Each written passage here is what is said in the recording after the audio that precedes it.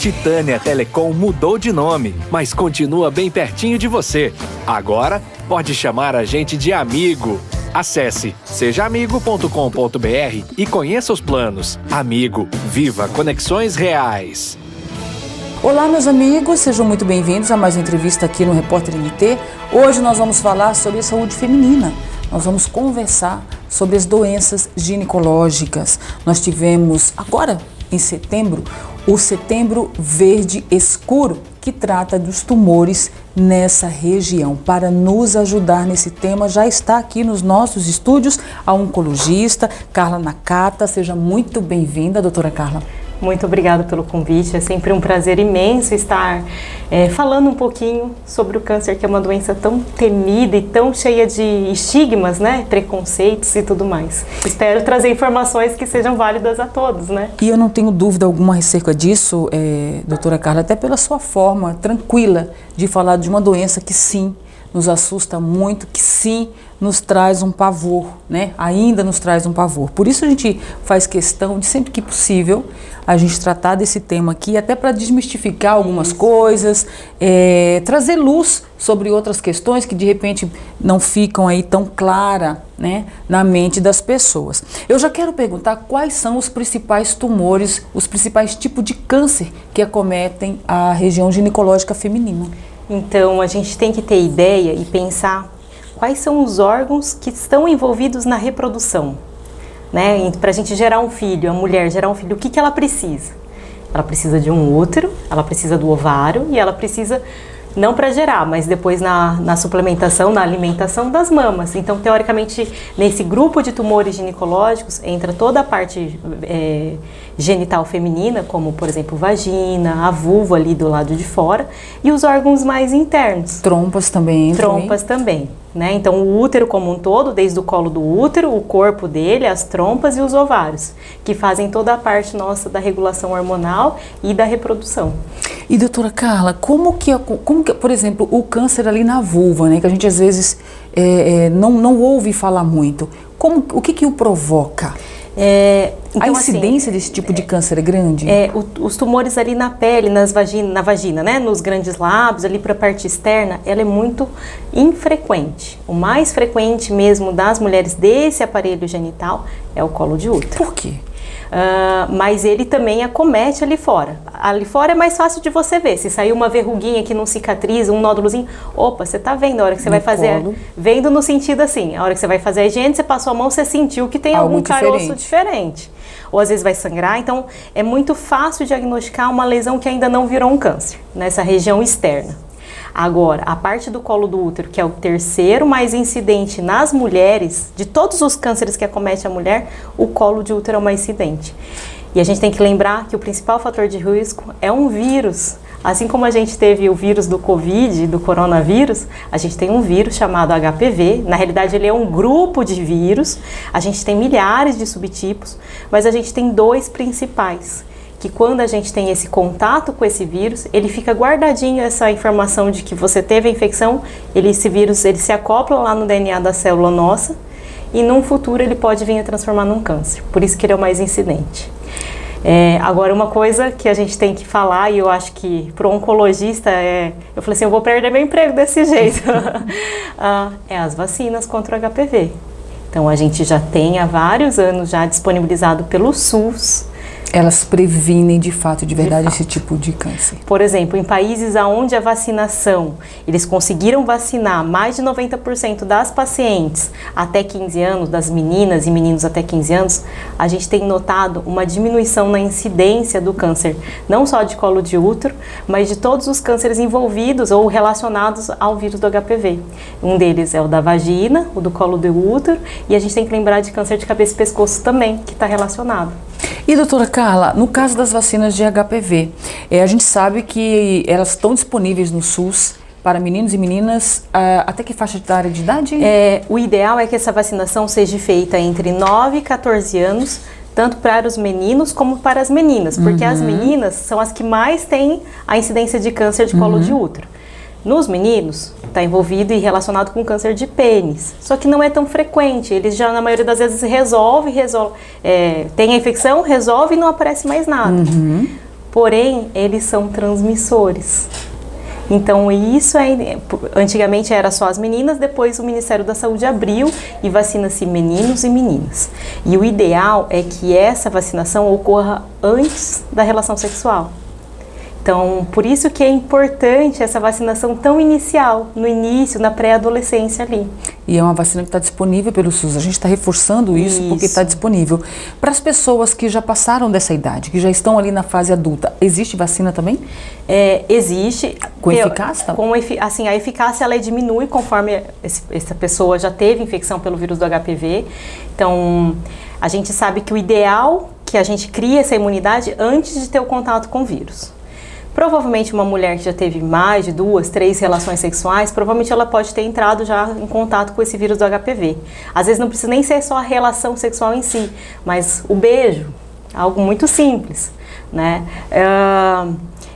Quando ela tem esse contato e toma a vacina vai causar uma reação imunológica bem superior à infecção pelo vírus. Então, o ideal é que ele realmente faça a vacinação antes, mas se foi depois, ok, tudo bem. A gente tem um grupo de pacientes que tem um benefício da vacina mesmo depois dos 15 anos. Houve uma mudança, essa vacinação ela ocorre hoje em mulheres até 45 anos e em homens até 25.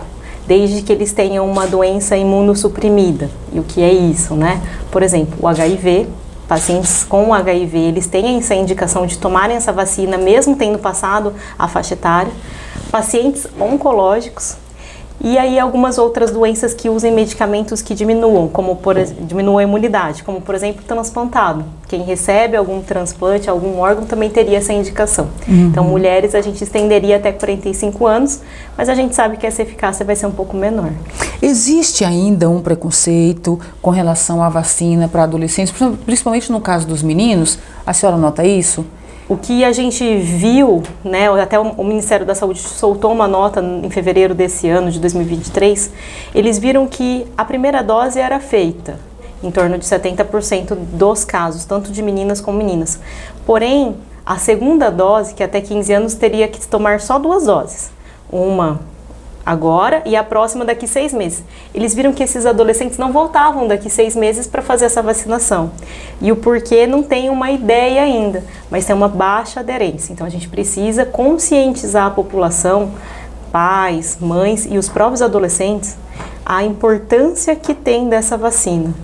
Não só na prevenção do câncer, mas também de ver, a gente tem algumas lesões que podem se transformar no câncer futuro. Então a gente fala que são lesões pré-câncer. E doutora Carla, essas vacinas elas têm algum efeito colateral? Algumas reações? Eu acho importante também a gente esclarecer isso, até para evitar, enfim, falácias e tudo mais, né, com relação às vacinas. O principal efeito da vacina é a dor no local da aplicação. Esse é o principal efeito. Alguns pacientes podem ter uma reação um pouquinho mais, como por exemplo, ficar com um pouquinho de dor no corpo, uma febrezinha baixa, mas essa incidência é muito baixa. A maior parte mesmo é só dor local. Só e depois o desconforto da picada, né? Do dolorido ali, né? Quando a senhora disse que existe algumas lesões que podem se tornar câncer, né? Explica pra gente com clareza que tipo de lesão. Então, é interessante, existe um exame que se chama Papa Nicolau, ou preventivo, que a maior parte das mulheres sabem, né? Então, a recomendação é que depois que a paciente, a mulher, inicia atividade sexual, ela faça esse exame que é feito com o ginecologista ou até no postinho de saúde, tem sempre todo o postinho uma equipe especializada para fazer essa coleta. Nada mais é do que precisa passar um aparelhinho lá na vagina e colhe o material lá do colo do útero. Quando ela faz esse exame, através daquele material que se coleta, o patologista consegue olhar na lâmina e falar, olha, tem uma célula aqui que é uma lesãozinha, ou às vezes ele pode visualizar mesmo a presença de uma ferida. Sabe a afta da boca? Tem várias lesões que se assemelham a uma afta, não dói, só que diferente, lá não vai sentir dor. Algumas pacientes podem ter um pouco de sangramento na hora da relação sexual, logo depois que teve a relação ter um sangramento, ou às vezes dor na hora da relação. Mas a maioria delas não sentem nada. Por isso que esse exame de ir lá fazer o preventivo é tão importante. E ele deve ser feito de quanto em quanto tempo? O ideal é que se inicie a partir, geralmente, dos 25 anos depois que teve atividade sexual, que ele seja feito todo ano. Existe uma recomendação que depois dos 35, 45 anos, se teve 2 exames, né, 2 anos seguidos do exame normal, a gente poderia fazer a cada 3 anos. Tá? No caso dos câncer, desses tipos de câncer, doutora Carla, qual que é o fator de risco nesses casos? Os principais. Então, se a gente pegar o câncer de colo de útero, o principal agente, o principal causador é o HPV, desculpa, e o tabagismo. Existe um sinergismo entre o cigarro, né, o tabaco e todas as toxinas que ficam circulantes na corrente sanguínea. Ele parece, como se eu posso explicar um pouquinho mais forte, favorecer com que aquele vírus cause a lesão. Pois cause o câncer. Geralmente, até pelas campanhas publicitárias que a gente associa muito o câncer de pulmão intimamente ligado ali à questão de cigarros de tabagismo. Mas os cânceres ginecológicos também? Também está relacionado. O do colo de útero, principalmente. Do colo de útero. Se a gente pensar no útero como um todo, no corpo, né, lá onde fica o embriãozinho, onde vai ser gerido o bebê, o corpo do útero geralmente já acontece em mulheres mais velhas, depois que entraram na menopausa. E o fator de risco para o desenvolvimento desse tipo de câncer, aí vem alguns fatores, como por exemplo, reposição hormonal. Quem faz terapia de reposição hormonal, ela precisa necessariamente ter um acompanhamento com o ginecologista mais de perto, porque ela tem um risco um pouquinho maior de ter esse câncer no útero. Provocado especificamente pelo quê? Pelos hormônios? O hormônio, ele estimula aquela parede do útero e, né, imagina, eu tenho um monte de célula que está se multiplicando e esse hormônio, ele causa um estímulo a essas células a se proliferarem, a se multiplicarem. Inclusive as cancerígenas. E na hora que está dividindo, tem maior chance de sofrer uma mutação genética e o surgimento do câncer. Entendi. Já o câncer de ovário, se a gente for parar para pensar, né, de útero e ovário, um outro fator de risco é a obesidade. Então a gente sabe que mulheres acima do peso, mulheres obesas, têm um risco maior de câncer de endométrio, que é o corpo do útero, e de ovário. Por que isso? A obesidade, ela secreta várias enzimas inflamatórias e o nosso organismo vou falar aqui, como se ficasse inflamado. E eu tenho daí também uma maior chance de sofrer uma mutação genética. O ovário também, um outro fator de risco que a gente pode colocar é a história familiar. Então, a gente tem que ficar atento na história daquela paciente. Opa, você tem alguém na sua família que teve câncer de ovário? Você, teoricamente, se esse paciente é de primeiro grau, né, irmã, mãe, filha, esse risco ele é 3 vezes maior do que alguém que não tem essa história familiar. E uma outra história familiar é a história de câncer de mama, também está relacionado com câncer de ovário. Então, existe uma mutação chamada BRCA, até um caso bem famoso foi da Angelina Jolie, né, onde a mãe e a irmã tiveram câncer, elas tinham mutação genética, então eram parentes primeiro, olha só, elas tiveram câncer de mama, viram, a história familiar, foi feito o teste genético, ela tinha essa mutação e ela optou como forma profilática, ela não teve câncer, mas para prevenir de tirar as mamas e os ovários. Essa atitude da Angelina, já que a senhora tocou nesse ponto, foi extremamente questionada. Como é que a senhora avalia? Na época era muito questionado ainda, né? Hoje, com o que a gente viu, realmente a mutação do BRCA tipo 1 e tipo 2, ela infere uma maior chance de desenvolvimento de câncer, não só de ovário, mas de mama também nessa população. Então hoje, por exemplo, se eu tenho uma paciente com câncer, já diagnosticada com câncer de ovário, eu faço esse teste e ela tem a mutação, a gente vai conversar com ela sobre ela retirar as mamas, porque provavelmente ela já tirou os ovários com câncer de ovário, e expor para aquela família, para aqueles, né, o grupo familiar dela, se eles querem testar e ver se tem a presença. Então, eu tenho algumas pacientes que possuem a mutação, algumas delas fazem e outras preferem, a gente faz só um segmento, um acompanhamento. Porque se diagnosticar, a gente vai diagnosticar no começo. E tem pacientes que também não querem fazer o teste genético, que não conseguiriam conviver com aquela informação. Então, eu acho que o ideal é a gente individualizar cada pessoa, né? Cada família, cada núcleo familiar. Avaliando caso por caso, né? Isso. A questão uma dúvida, as questões dos miomas, eles podem se tornar um câncer? Eles estão ligados ou não tem nada a ver? São situações diferentes? O mioma é uma lesão extremamente benigna. Ela não, apesar de ter um certo receio dele se transformar em algo ruim, não, podem ficar tranquilos. Miomas não viram câncer.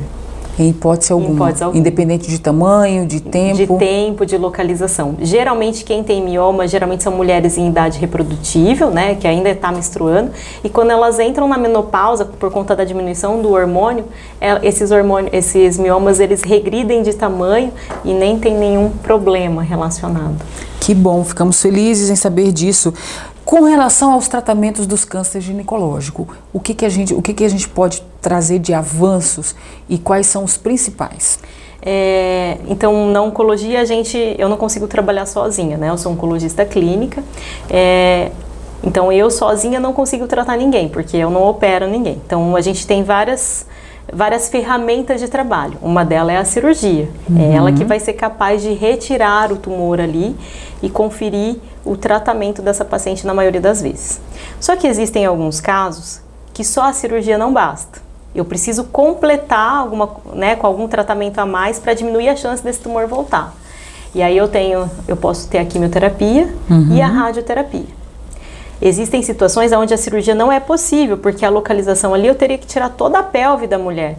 Então, às vezes eu vou utilizar a quimio e a radioterapia junto. Então, teoricamente, eu tenho um pilar formado pela cirurgia, a radioterapia e a quimioterapia. Só para as pessoas saberem um pouquinho. A quimioterapia é um medicamento que é feito na maioria das vezes na veia, mas ele pode ser de forma oral. No câncer ginecológico, na maioria das vezes, é por remedinho que faz na veia. Toma um soro, vai para casa. A radioterapia já é como se fosse um laser, numa forma mais leiga de falar. Uma luz aonde eu vou destruir aquela célula. Local.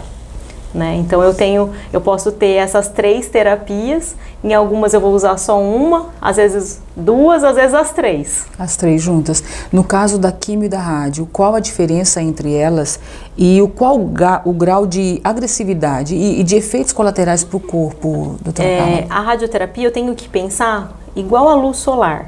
Se eu ficar muito tempo no sol, eu vou ter uma queimadura. Por quê?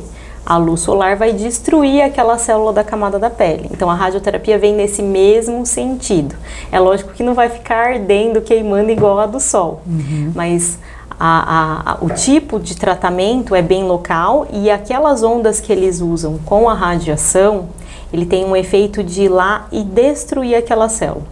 A quimioterapia também vem nesse mesmo sentido, só que a forma de ação é um pouquinho diferente. Então, seria uma ação física, né? Eu tenho lá uma ondinha que vai lá e destruir a célula. E a outra, a quimioterapia, é algo químico, onde eu injeto uma substância que vai agir em alguma fase da multiplicação daquela célula, porque o tumor ele quer se dividir o tempo inteiro, ele quer se multiplicar e crescer o máximo que ele conseguir, porque ele não quer morrer. Então, nesse paciente eu coloco a quimioterapia nesse intuito de destruir a célula também, mas de uma maneira diferente da rádio. Da rádio, não é? Com relação à pessoa que passou por esse tipo de tratamento, a fertilidade fica comprometida? As mulheres que passaram, doutora Carla, por esse tipo de doença, por esse tipo de situação, de câncer ali em algum órgão ali do aparelho reprodutor, elas podem ter a fertilidade preservada? Podem, depende muito do caso, da localização, qual tumor que eu estou falando. Então, por exemplo, eu tenho pacientes novas que tiveram uma lesão no ovário, foram lá, precisaram retirar um ovário. Ficou com a fertilidade comprometida porque ela só ficou com o ovário, mas ela ainda tem chance de ter uma gravidez. A paciente teve uma lesão no colo do útero, conseguiu tirar só um pedacinho do colo do útero, ela também vai conseguir gerar uma vida. Mas em situações onde eu preciso tirar os 2 ovários, ou onde eu preciso tirar o útero inteiro, essa paciente realmente ela vai perder a chance dela mesmo gerir esse filho. Mas aí a gente tem outras opções, né? Graças a Deus a medicina da fertilidade ela veio para mudar muitas histórias. E às vezes a gente tem algumas histórias como, por exemplo, a irmã cedeu a barriga de aluguel, né?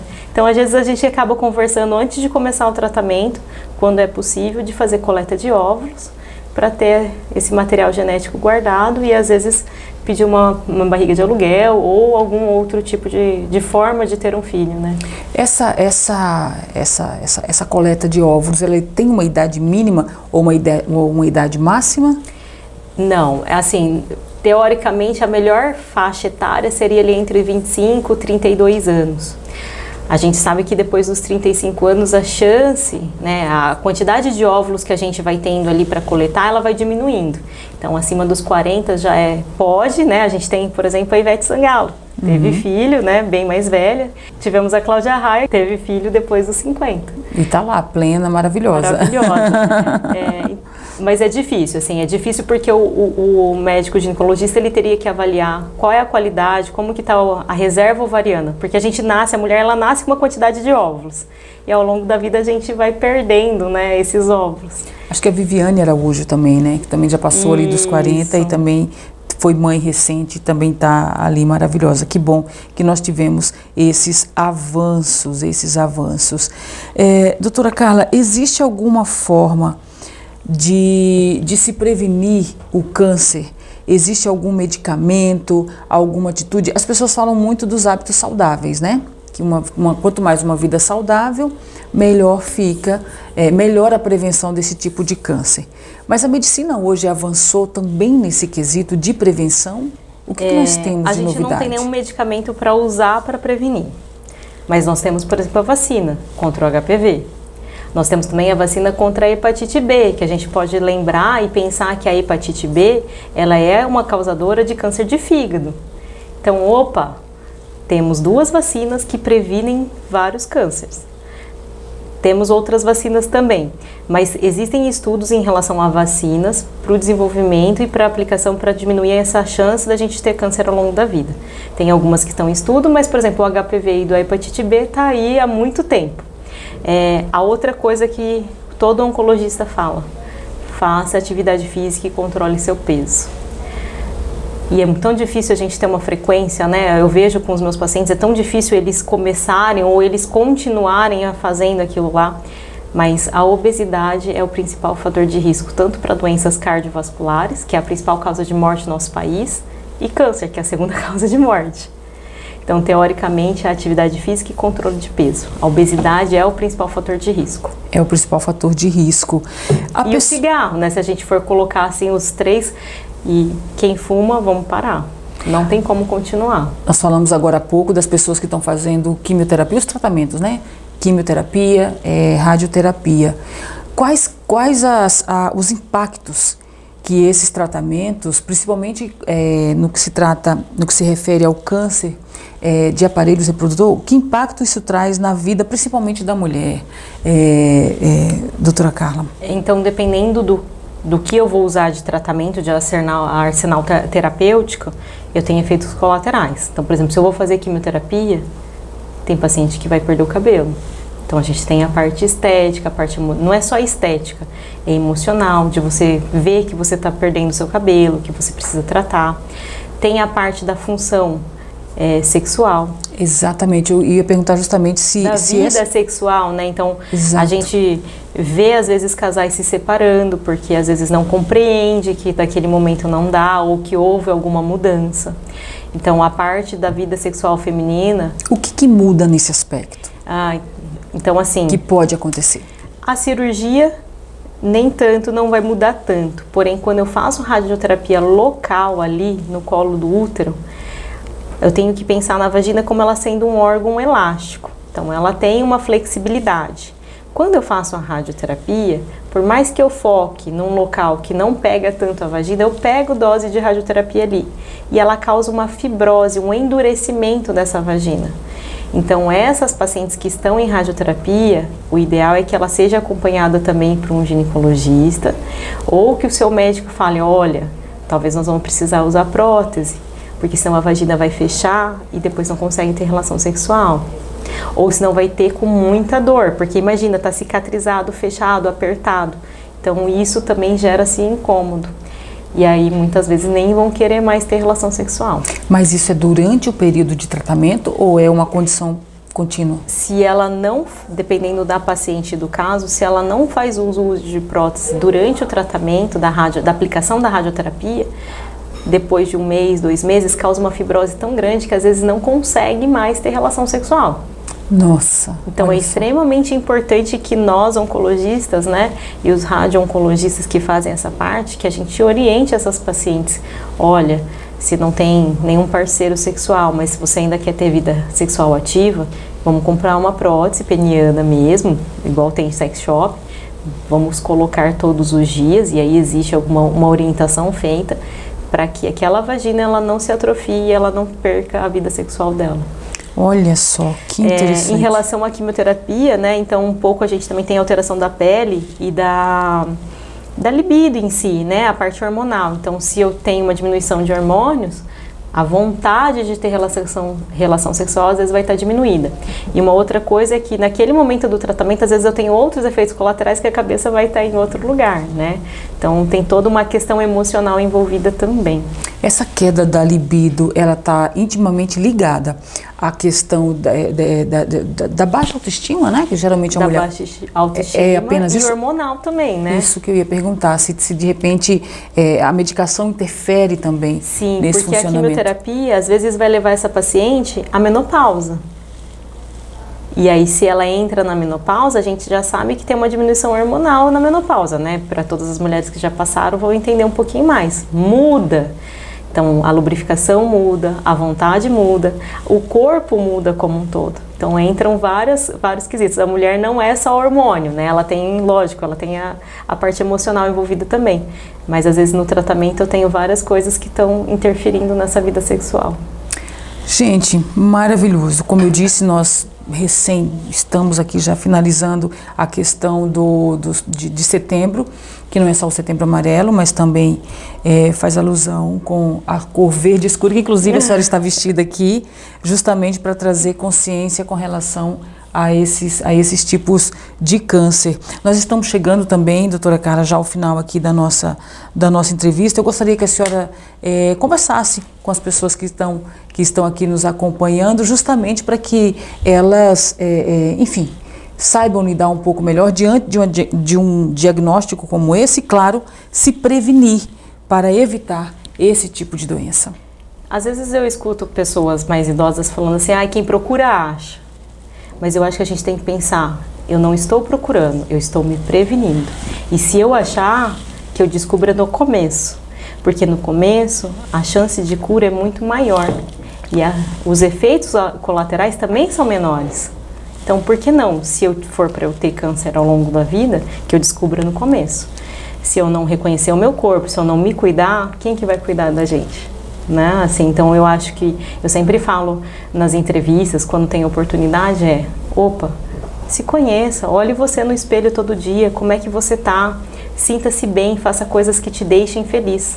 Trabalhar, todo mundo tem que trabalhar, temos nossos compromissos, mas vamos tentar diminuir um pouquinho do nosso estresse do dia a dia, vamos controlar o nosso peso, por conta da obesidade.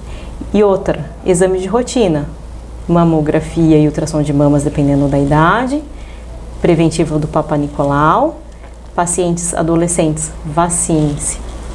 Esses são alguns pilares que a gente pode mudar a história do câncer, né? Ou do câncer naquela pessoa. Se eu puder fazer a diferença naquela pessoa que foi diagnosticada no começo, olha o tanto de tratamento que ela vai ter diminuído. E ela ficar curada para o resto da vida de um câncer é uma superação e tanto, né? Sem dúvida alguma, sem dúvida alguma. Doutora Carla, eu quero agradecer demais a sua participação aqui conosco. Quero já estender o convite para que a senhora venha, vou até falar aqui para a sua assessoria, para que volte aqui num outro momento para a gente tratar. Já fiquei pensando aqui em várias pautas para a gente poder tratar e conversar sobre. Acho saúde uma coisa muito importante e nós precisamos muito por esse assunto, por esses temas. Todos os temas relacionados ali à saúde, à prevenção, a gente gosta muito de falar aqui no Repórter MT. Eu agradeço muito a oportunidade, espero ter ajudado um pouquinho e fico sempre à disposição. É isso, minha gente, a gente agradece. Muito obrigada mais uma vez. Obrigada para você também que ficou conosco acompanhando tudo isso. Já ouviu aí o recado da médica, viu, da doutora, especialista. Se previnam-se. Se cuidem, se alimentem bem, façam exercícios, enfim. Vamos dentro desse caos aí que está o mundo, nos cuidar para que a gente possa ter cada vez mais saúde e uma vida mais equilibrada. Não vá embora sem antes se inscrever no nosso canal e acionar o nosso sininho e também passear ali no nosso site, viu? Enquanto você estava aqui ligado na nossa entrevista, as notícias ali já foram atualizadas. Portanto, vai lá também se informar. Quanto a nós, a qualquer hora a gente volta com um novo convidado e também com uma nova entrevista e um novo assunto, amigos. Até qualquer hora. Titânia Telecom mudou de nome, mas continua bem pertinho de você. Agora, pode chamar a gente de amigo. Acesse sejaamigo.com.br e conheça os planos. Amigo, viva conexões reais.